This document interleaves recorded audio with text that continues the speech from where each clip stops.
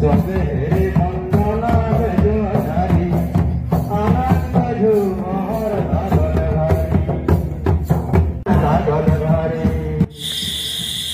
जनगोष्ठी rain जहाँ को चा बागान रे मेना को उनको को तो नितो टी ट्राइब से टी गार्डन मेनता को मेता को कना और उनको को कान गया बढ़ती कहते करम उत्सव मेन दो नितो प्रति शर्मा गे निये को अक्टर गे करम उत्सव से करम परब को मनाविदा और उनका लगा गे तिहिन को नेल न्यामिना आसाम पनोत माजबाट रे तिहिन इयाय गोटेंग चा बागान rain main the T tribe को मिलाव कते मिद मारंग करम उत्सव को मनाव किदा आदो करम उत्सव रे जहाँ तीन नेवता बारती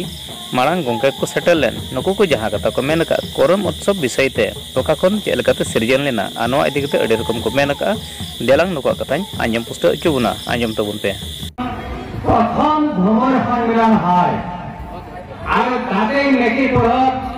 আংনার ভ্রমণ মঞ্চ থাকে আর সেই নেকি পরত ভ্রমণত কেইজনমান গুৰুধৰতা সংস্কৃতিৰ প্ৰেমীৰ জহতহে হৈছিল তাৰে কেইজনমান নাম এতিয়া মোৰ মনত আছে শিল্পী পেঞ্চনাৰ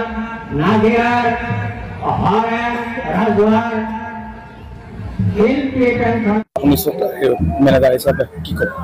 হয় খুব আনন্দিত এনেকুৱা ধৰণৰ অনুষ্ঠান হ'ব লাগে আৰু যিখন এইটো পদক্ষেপ লৈছে এবাৰ দ্বিতীয়বাৰ্ষিক কৰম উদযাপন আমাৰ লামাবাৰী বাগিচাত হৈছে আৰু মই হলাক ল'ব লাগিব আমাৰ বৰচৰা সাৰ্কেলৰ যি এচিএমএছৰ আমাৰ চেন্ট্ৰেল কমিটিয়ে এই অনুষ্ঠান পাতিবলৈ সকলো হাতখন বাগিচালৈ যি আগবাঢ়িছে আজি তাৰে আমাৰ উদাহৰণ এখন অনুষ্ঠান গতিকে মই অতি ধন্য এনেকুৱা পদক্ষেপ লোৱাৰ কাৰণে নিজৰ জাতিটোক প্ৰত্যেক অসমৰ নিজৰ জাতি জনগোষ্ঠীৰ পৰিচয়ৰ কাৰণে কৰম মই ভাবো আদিবাসী জনগোষ্ঠীৰ কাৰণে এটা ভাল প্ৰতীক আৰু এয়া ভৱিষ্যতত কঢ়িয়াই লৈ যাওক আগুৱাই লৈ যাওক এনেকুৱা নহয় হাতখন নহয় আৰু অনাগত দিনবোৰত গোটেই বৰচৰা সাৰ্কুলৰ 33খন বাগানে মিলি পাতক তাত হয়তো আৰু বহুত ধৰণৰ আমাৰ নতুন প্ৰজন্মই আগবাঢ়ি আহিব আৰু লগতে নিজৰ জাতিক এটা ভাল পৰিচয় দিব পাৰিব বুলি মই খুব আশাবাদী তো আমি কৰিছো গানে গানে এইখিনি ব্যৱস্থা আমি সকলো হৈছে খাট্টা বাগানে মিলি পেলাই আমি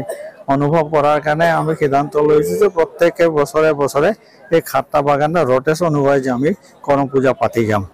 আৰু আমাৰ যেটো প্ৰকৃতি আসল যেটো আমাৰ কৰম পূজাৰ ঐতিহ্যটো সেই সকলো উপভোগ কৰক মই জানক বহুতে নাজানে এই কথাটো কি কি এই কৰম পূজা পাতিলে কি হয় কি ইতিহাস কি উপকাৰ হয় কি ধৰ্ম হয় এই কথাটো এতিয়া তেওঁলোকে উপলব্ধি কৰিছে সেইকাৰণে খাট্টা বাগানতে কৰিছে ক্ৰমান্বয়ে আমি আমাৰ চামুদু সংঘৰ বাগান অসম চামুদু সংঘৰ শাখাৰ 34টা বাগান আছে আৰু ক্ৰমান্বয়ে আমি সেইবিলাক বাগানতো এনেকৈ ক্ৰমান্বয়ে সেইবিলাক বাগানতো আমি পাতিবৰ কাৰণে ব্যৱস্থা কৰিম যে চল মিনি আসাম যাব দেশে বৰ দুখৰে আসাম যায় সুখে খাব সোনাৰ আসাম দেখে তোৰ মাজতো ঐক্যৰ সৃষ্টি কৰা হৈছে এখন দুখনকে নহয় সাতখন চাহ বাগিচা একেলগ হৈ পেলাই যে এটা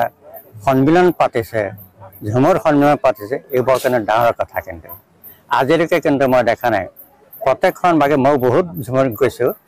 হয় কোনবাখন গাঁৱত পাতিছে হয় কোনবাখন বাগানত পাতিছে কিন্তু এখন এখনকে পাতিছে কিন্তু সামূহিকভাৱে পতা কিন্তু ইয়াতে মই দেখিছো এই শোণিতপুৰ ডিষ্ট্ৰিক্টতে প্ৰথম চোতালত হৈছিল